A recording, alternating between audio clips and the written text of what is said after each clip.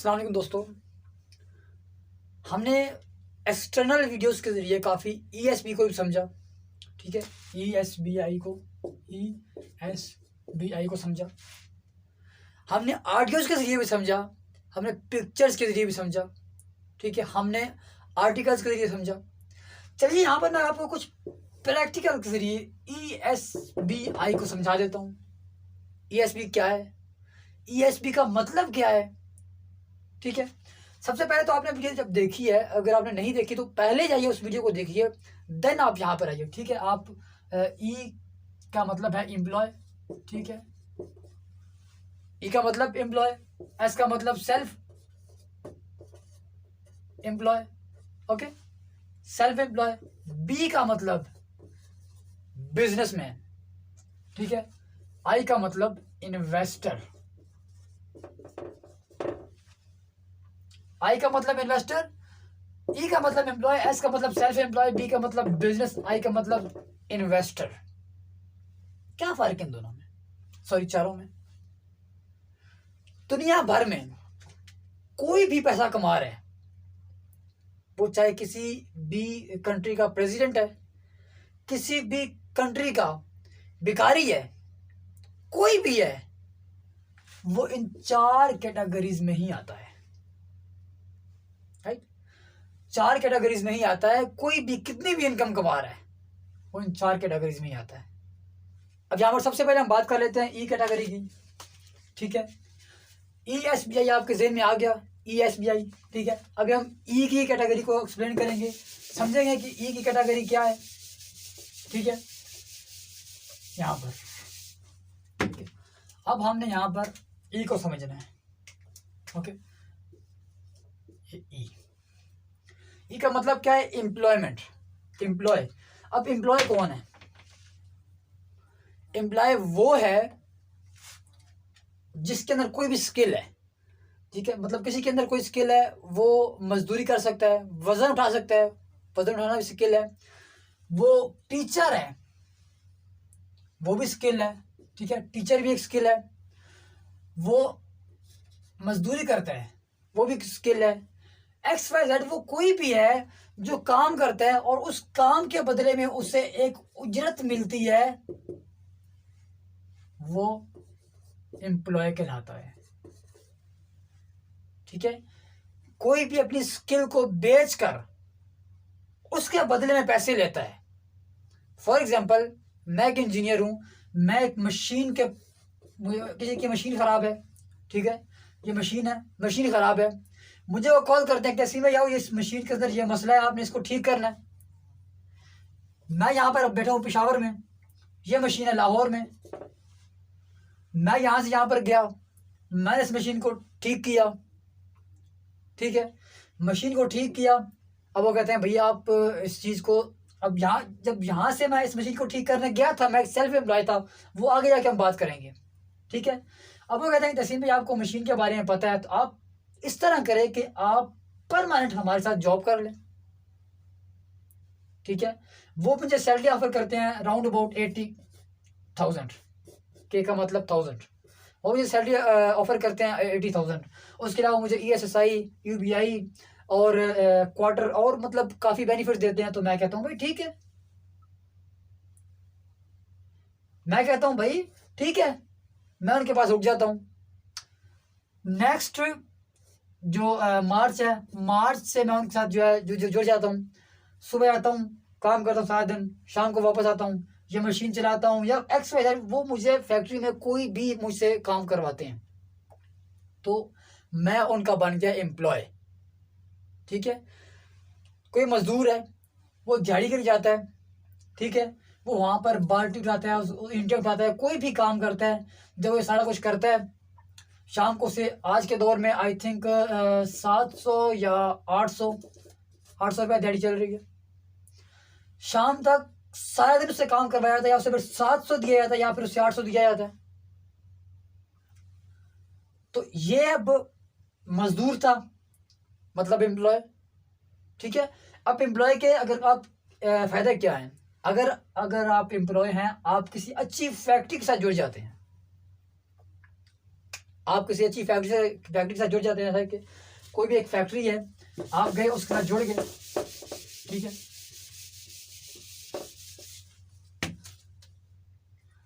ये एक फैक्ट्री है, ठीक है, आप गए इसके साथ जुड़ गए, आपने पर मंथ अपनी सैलरी जो है फिक्स कर ली।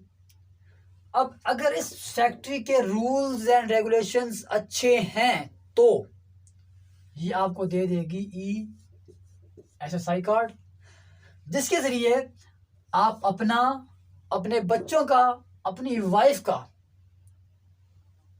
जो भी हॉस्पिटल का खर्चा है वो सारा इस कार्ड के जरिए होगा जी।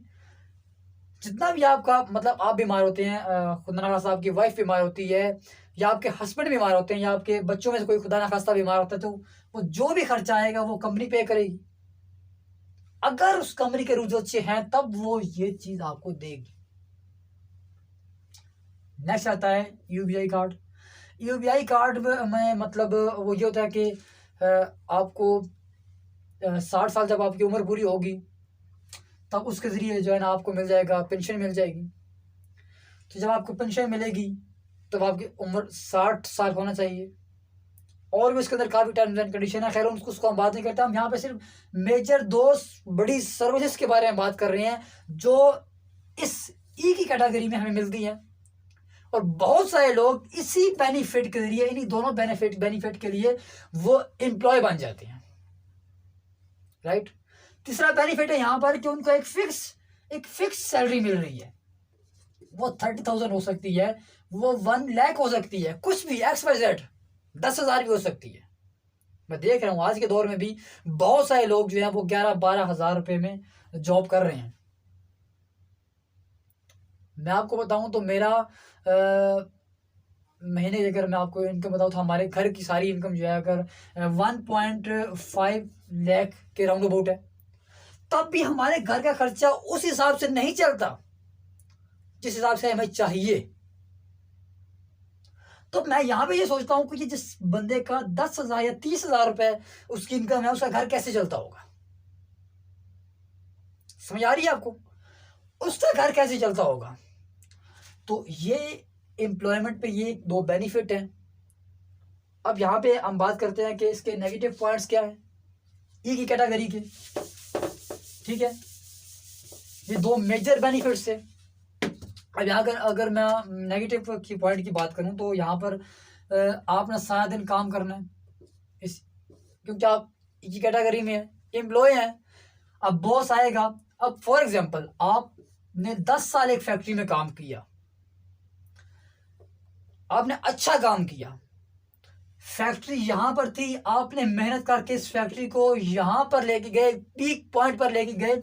10 साल के अंदर 11वें साल चल रहा है, आपसे कोई मिस्टेक हो गई है, बॉस ये नहीं देखेगा कि इसने 10 साल तक अच्छा काम किया है, वो ये देखेगा कि इसने ये बुरा काम क्यों किया है, और पॉसिबल ये है कि वो आपको जॉब से निकाल दे।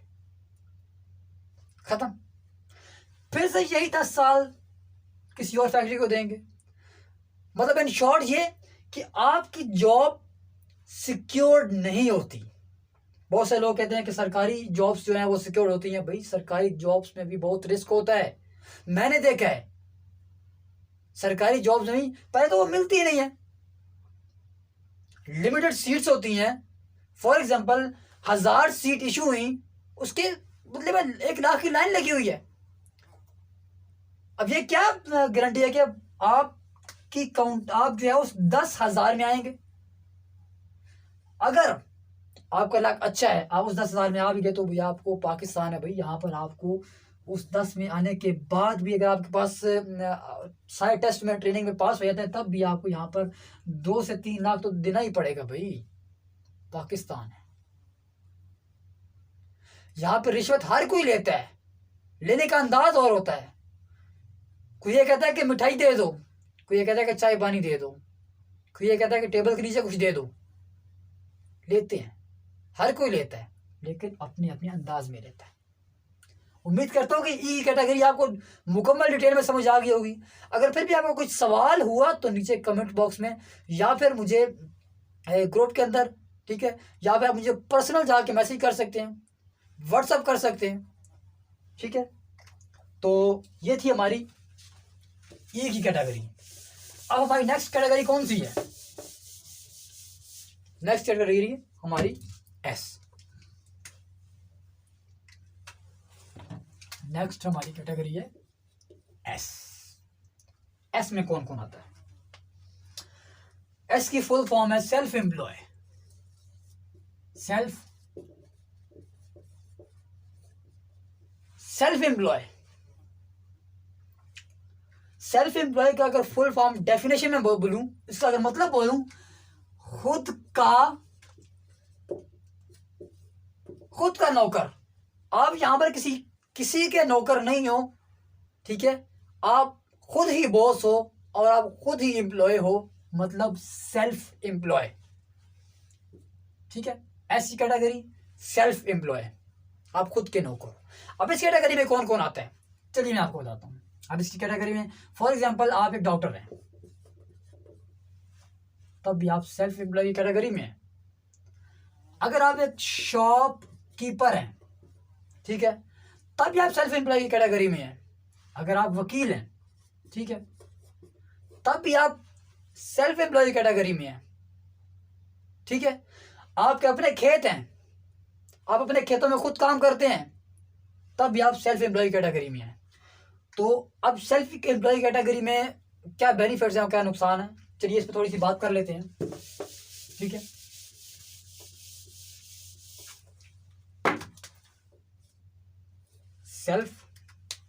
मतलब सेल्फ एम्प्लॉय, ठीक है। अब इस कैटेगरी में फॉर एग्जांपल आप एक डॉक्टर हैं, आप एक पेशेंट को देखते हैं तो उसकी फीस आप चार्ज करते हैं 1,000 रुपया। 1K लिखता हूं, के का मतलब जेन में रखिएगा 1000, ठीक है। आप 1,000 रुपये फीस चार्ज करते हैं, आप एक पेशेंट से जो फीस चार्ज कर रहे हैं वो 1,000 रुपये, ठीक है। अब आप दिन में कितने पेशेंट देख सकते हैं? ज्यादा से ज्यादा 10, multiply by 1K is equal to 10K, 10,000 maximum. ये आपकी मैक्सिमम लिमिट है, आप इससे आगे नहीं बढ़ सकते। क्यों? क्योंकि भैया आपने 12 घंटों के अंदर एक 10 बंदों को देखा। सिर्फ देखना तो नहीं जाना उसको देखना और वापस आया ना, उसको प्रॉपर तरीके से डायग्नोस करना उसके अंदर क्या मसला है, ठीक है। पहले जो है ना मसले को, बीमारी को डायग्नोस करना है, फिर उसका सोल्यूशन देखना है, देन नेक्स्ट उसको दवाई देनी है, उसको इंस्ट्रक्शन बतानी है कि तुमने ये काम करना है, ये जो तुम्हारी परहेज है। तो आप मैक्सिमम 10 बंदों को देख सकते हो। ये मैंने एक मैक्स लेवल बनाया भाई, मैक्सिमम, ठीक है। तो फॉर एग्जांपल अभी आपको चाहिए डेली का 1,00,000 रुपया। आप चाहते हैं कि मैं 1,00,000 रुपया डेली का कमाऊं, कैसे कमाएंगे? उसके लिए आपको डेली बंदे देखने पड़ेंगे 100, ठीक है। आप 100 बंदे डेली देख सकते हैं?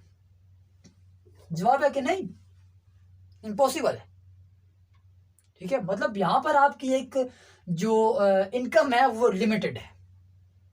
हाँ, अगर इसको मैं ई की कैटेगरी से कंपेयर करूं तो ई की कैटेगरी से ये 10 गुना अच्छी है, 10 गुना अच्छी है, ठीक है। ये थी सेल्फ एम्प्लॉय। अगर आप 10 मरीज देख रहे हैं 12 घंटों में, अगर आप ओवर टाइम लगाकर 13 मरीज देख लेते हैं, आप 13,000 रुपये, 13K, 13,000 रुपये आप बना लेते हैं डेली का। अब यहाँ पर आप देखें, उन 3 मरीज को देखने के लिए आप एक्स्ट्रा टाइम दे रहे हैं। आप यहाँ पर आपको एक बेनिफिट है ई की कैटेगरी के मुकाबले में कि आप ज्यादा बंदों को देख सकते हैं, ज्यादा पैसे बना सकते हैं, लेकिन उसके लिए आपको ज्यादा टाइम देना पड़ेगा। ज्यादा टाइम देंगे आप फैमिली से दूर होते जाएंगे, आप फ्रेंड्स से दूर होते जाएंगे, आप खुद को टाइम नहीं दे पाएंगे और पॉसिबल है कि आप खुद ही डिप्रेशन के मरीज हो जाएं, राइट? आप खुद ही डिप्रेशन के मरीज हो जाएं तो ऐसा सुनने में कैसा लगेगा? क्या डॉक्टर खुद ही मरीज बन गया? ठीक है, तो सेल्फ एम्प्लॉय की कैटेगरी में ई की कैटेगरी से की बनिस्बत बहुत ज़्यादा बेनिफिट्स हैं, 10 गुना ज़्यादा, 10 टाइम ज़्यादा बेनिफिट्स हैं, लेकिन उसमें भी एक लिमिटेशंस है। चलिए हम आगे बढ़ते हैं। अब हमारी नेक्स्ट कैटेगरी कौन सी है? अभी हमने ई को पढ़ा, एस को पढ़ा, देन हमारी नेक्स्ट कैटेगरी कौन सी आती है? ई, ओ सॉरी, बी। नेक्स्ट कैटेगरी हमारी आ गई बी। बी मतलब बिजनेस। ठीक है, बिजनेस में क्या होता है? बिजनेस में फॉर एग्जांपल मैंने एक फैक्ट्री लगा ली, ये एक फैक्ट्री है, ठीक है, ये एक फैक्ट्री है, कोई भी फैक्ट्री। मैं इसमें चप्पल भी बना सकता हूँ, मैं इसमें कोई स्पोर्ट्स का सामान भी बना सकता हूँ, मैं इसमें मेडिसिन भी बना सकता हूँ, ठीक है, XYZ कोई भी आपकी कंपनी, आप इसमें कुछ भी बना सकते हैं, ठीक है। मैंने ये कंपनी खोली, इसके अंदर कोई भी प्रोडक्ट बनाई, ठीक है। अब मैंने ये कि मैंने छोटी सी इन्वेस्टमेंट की, फैक्ट्री बनाई, प्रोडक्ट को जो है रजिस्टर करवाया, रजिस्टर करवाने के बाद मैं अब रोज डेली आता हूँ यहाँ पर। डेली आने के बाद मैं यहाँ पर थोड़ा सा काम करता हूँ, देखता हूँ कि जो एम्प्लॉयज़ हैं सही काम कर रहे हैं, जो मैंने मैनेजर रखा है वो सही काम कर रहा है, जो सुपरवाइजर्स हैं वो सही काम कर रहे हैं, जो पूरी चेन है, जो प्लांट है वो सही से काम कर रहा है। तो अगर वो में से कोई एक सही काम नहीं करेगा तो मुझे प्रॉफिट नहीं मिलेगा। मैं अपने प्रॉफिट के लिए रोज जाऊंगा और वहां पर निगरानी कर रहा हूँ, निगरानी करूंगा, देखूंगा, उनको इंस्ट्रक्शन दूंगा, भाई आपने ये काम करना है, ये आगे काम नहीं करना, आज इतनी प्रोडक्शन करनी, इतनी प्रोडक्शन नहीं करनी। अब यहाँ पे देखें, एस के मुकाबले में वहाँ मुझे खुद 10 मरीज देखने पड़ते थे, यहाँ पे मैंने स्टाफ रखा हुआ है, स्टाफ को मैं सिर्फ ऑफिस में बैठकर इंस्ट्रक्शंस दे रहा हूँ, और मेरे को थोड़ा सा समझा रहा हूँ, ठीक है, मैं उनको थोड़ा समझा रहा हूँ कि मैं उनको एक फॉर्मेट दे रहा हूँ, आपने पहले ये चीज़ बनानी है, फिर ये चीज़ बनानी है, फिर ये चीज़ बनानी है, और शाम को मैं DPR देख रहा हूँ, डेली प्रोडक्शन रिपोर्ट देख रहा हूँ, साइन कर रहा हूँ, और बस उस पर कैलकुलेट कर रहा हूँ। मुझे नया ऑर्डर आया, मैं उसकी कैलकुलेशन करूँगा, मैं उसकी कॉस्ट निकालूंगा, ठीक है। सिंपली मुझे इतना काम करना है, ऑफिस में बैठे काम करना है। अब सेल्फ एम्प्लॉय कैटेगरी के बनिस्बत बी की कैटेगरी बेस्ट है, ठीक है। अब यहाँ पर एक और भी है, अगर आप, ये फैक्ट्री है, मैं इस फैक्ट्री का फॉर एग्जांपल ओनर हूँ, तो मैं एक 20 दिन के लिए बाहर चला गया, आउट ऑफ सिटी चला गया, किसी घूमने फिरने चला गया, या किसी भी इवेंट में चला गया, वो इवेंट चला महीने।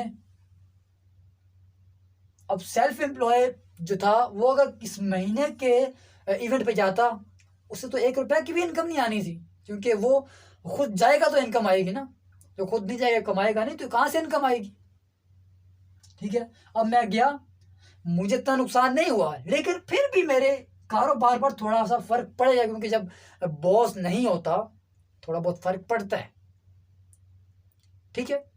तो ये उम्मीद करता हूँ कि आपको बी की कैटेगरी भी समझ आ गई होगी। बी कैटेगरी मतलब बिजनेस, बिजनेस मतलब कारोबार, ठीक है।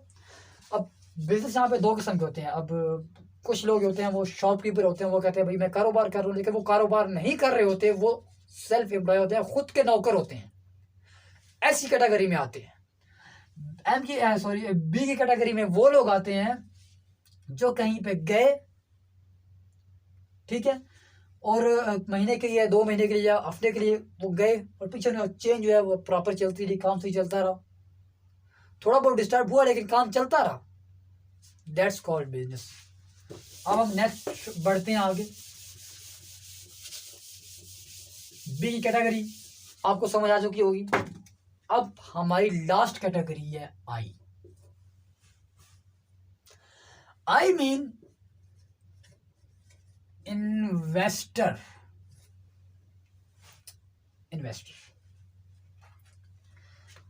इन्वेस्टर किसे कहते हैं? मैं अगेन वही फैक्ट्री की एग्जांपल ले लेता हूं।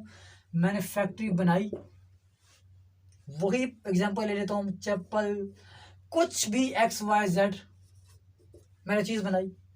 जब मैंने चीज बनाई तो मेरे साथ कुछ पार्टनर्स थे, मैं था, 2-3 पार्टनर और। अब मैंने उनको कहा भाई, फॉर एग्जांपल 3 पार्टनर हैं या फिर 2 पार्टनर हैं, ठीक है, कुछ भी। अब मैं फॉर एग्जांपल एक बंदा है, उसके पास मेडिसन की कंपनी की स्किल्स है। मैं उसे कहता हूँ भाई तुम मेहनत करो, मैं इन्वेस्ट करता हूँ। तुम करो मेहनत, मैं करता हूँ इन्वेस्ट। जो होगा प्रॉफिट वो होगा 50-50। महीने में 1 लाख रुपया बचा, 50 लाख तो 50,000 तुम्हारा, 50,000 मेरा, ठीक है। अब मैं क्या कर रहा हूं, मैंने सिंपली, मेरे पास पैसे थे, मैंने इन्वेस्ट कर दिए। अब काम ये कर रहा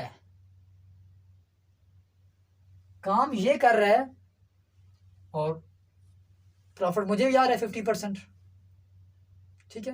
वो कहते हैं ना, किसी की फैक्ट्री में, जब वो आपने लेकर बार बार सुना होगा कि आप शेयर होल्डर हैं, फलां बंदा उस कंपनी का शेयर होल्डर है, फलां बंदा उस कंपनी का शेयर होल्डर है। तो जो शेयर होल्डर्स होते हैं वो होते हैं इन्वेस्टर्स, वो आते हैं आई की कैटेगरी में। तो आई की कैटेगरी, इन सब कैटेगरी की में ESB इज इक्वल टू आई। जितना रेवेन्यू ये 3 जनरेट करेंगे उतना रेवेन्यू आई जनरेट करेगा, और जितना फ्रीडम आई अकेले को मिलेगा उससे हाफ फ्रीडम जो है वो इन तीनों को मिलेगा। अब ये 3 इसके लिए काम कर रहे हैं। अब ये फैक्ट्री है, फैक्ट्री के अंदर बिजनेसमैन था। बिजनेसमैन कौन था? ये जो बनाया था, जिसके पास स्किल थी, ये बिजनेसमैन भी है और ये सेल्फ एम्प्लॉय भी है, ये खुद का नौकर भी है यहां पर, ठीक है। क्योंकि मैं तो इन्वेस्टर हूं, इसके पास स्किल्स है, ये आएगा खुद काम करेगा तो उसे मेहनत मिलेगी, पैसे मिलेंगे। तो एम्प्लॉय, इसके नीचे जो काम कर रहे हैं वो एम्प्लॉयज हैं, ठीक है। अब यहां आपको समझ आ रही है कि जितना फ्रीडम आई को मिलेगा उससे हाफ फ्रीडम इन तीनों को मिलेगा। इसके लिए 1 ईयर, ये 1 साल तक बाहर चला जाए कुछ फर्क नहीं पड़ने वाला। बिजनेसमैन 1 महीने के लिए जाएगा, उसे फर्क पड़ेगा। सेल्फ एम्प्लॉय 1 हफ्ते के लिए जाएगा, उसे फर्क पड़ेगा। और एम्प्लॉय अगर 1 दिन के लिए भी नहीं जाएगा तो उसे फर्क पड़ेगा। तो उम्मीद करता हूं कि ये ESBI मॉडल जो है ये आपको समझ आ गया होगा। इसमें कोई रॉकेट साइंस या फिर कोई अलजबरा, कोई ऐसी चीजें नहीं है, सिंपल है। मुझे समझ आ गया तो आप क्यों नहीं आ सकते ESBI मॉडल। तो उम्मीद करता हूं कि ESBI आपको समझ आ चुका होगा। अब यहां पर सवाल एक बड़ा प्यारा सा सवाल उठता है कि मैंने इस ESBI मॉडल को अपने कोर्स में क्यों डाला। मैंने इस ESBI मॉडल को अपने कोर्स में क्यों डाला।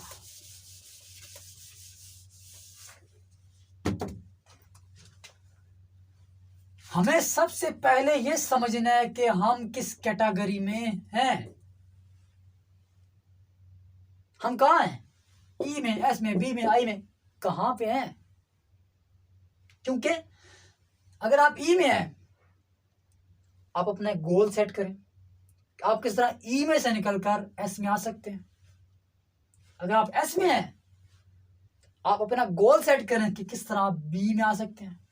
अगर आप B में हैं तो आप गोल सेट करें, क्योंकि गोल सेट किए बगैर कुछ भी नहीं होने वाला। ठीक है, अब यहां पर मैं थोड़ी सी पार्टीशन करने वाला हूं, थोड़ी सी पार्टीशन करने वाला हूं और आपको एक हैरान कौन बात बताने वाला हूं।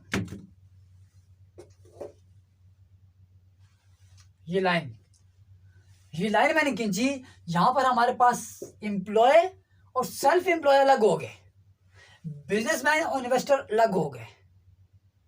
अब ये दोनों किस कैटेगरी में आते हैं?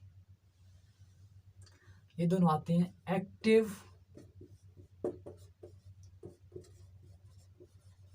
इनकम में और ये दोनों आते हैं पैसिव इनकम में। Active income versus passive income, ये चीज क्या है? हम इस चीज को, हम इन चीज को, ये active income versus passive income को कल की वीडियो में मुकम्मल डिटेल से जानेंगे। ये बहुत इंपॉर्टेंट है, इसलिए आपने कल के कोर्स का कुछ पार्ट भी आपने स्किप नहीं करना। जितने आर्टिकल्स आपको बताए जाए, जितनी ऑडियोज आपको दी जाए, जितनी वीडियोस आपको दी जाए, आपने देखनी है। और जब ये आपको active income versus passive income समझ आ जाएगा, अब यहां पे हमने 4 चीजें की, अब कल के दिन में हमें गोल सेट करने में बहुत ज्यादा हेल्प मिलने वाली है। हमारे सामने 4 रास्ते हैं, हम किस रास्ते पर एग्जैक्ट, नॉर्मली यहां पर नजर तो आ रहा है कि भाई आई इज द बेस्ट, आई इन सब में से बेस्ट है, लेकिन आप डायरेक्ट आई पे तो नहीं जा सकते। आई के लिए जाइए, इन्वेस्टमेंट, पैसे हैं आपके पास नहीं ना। तो ये कोर्स जो है, ये पूरा कोर्स जो है, जब इस पूरे कोर्स का आप समझेंगे, ये सारी चीज आपको क्लियर हो जाएंगी। आई आपको क्लियर हो जाएगा, जब आई और बी आपको क्लियर हो जाएगा तो इंशाल्लाह आप पैसिव इनकम किस तरह बना सकते हैं वो आप समझ पाएंगे। तो कल की वीडियो में हम ये active income versus passive income देखेंगे, और कल की वीडियो को मैंने आपको बताया, अगेन बता रहा हूं कि स्किप नहीं करना। अगर अभी भी ये सीआई के बारे में कोई सवाल है तो मुझे मैसेज करें, आपको डिटेल्स समझाएंगे, और आप खुद से पूछें कि आप किस कैटेगरी में हैं, ठीक है, और मुझे बताएं कि आप इस टाइम किस कैटेगरी में हैं, ताकि नेक्स्ट वीडियो में आप अच्छी तरह से मजीद अच्छी तरह से समझ पाए, आपको मजीद अच्छी तरह से समझाया पाए, ठीक है। दोस्तों आज के लिए बस इतना ही, मिलते हैं नेक्स्ट क्लास में, तब तक के लिए अल्लाह हाफिज, गुड बाय।